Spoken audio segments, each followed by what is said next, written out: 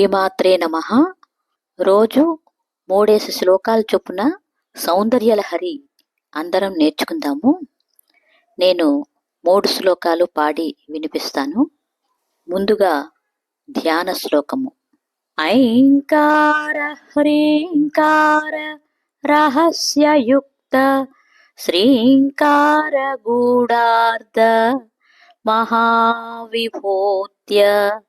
ఓంకారమర్మ ప్రతిపాదినిభ్యాం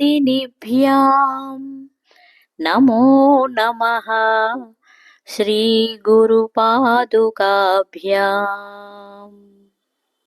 పదంతే కీర్తినాం ప్రపదమపదం దేవి విపదాం కథం నీతం సద్భిః కఠినకమఠీకర్పరతులాం కథం వా పాణిభ్యాముపనయనకాలే పురభిదా యదాదాయన్యస్తం దృశదిదయమానేన మనసా నఖైర్నాకస్త్రీణాం కరకమలసంకోచశశిభిః తరుణాం దివ్యానాం హసత ఇవ తే చండి చరణౌ ఫలాని స్వస్సేభ్యః కిసలయకరాగ్రేణ దదతాం దరిద్రేభ్యో భద్రాం శ్రియమనిషవహ్నాయ దదతౌ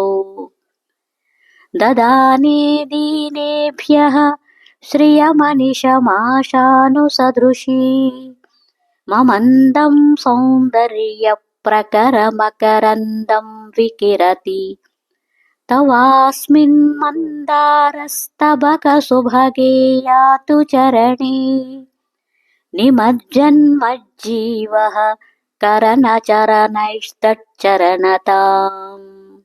శ్రీమాత్రే నమః.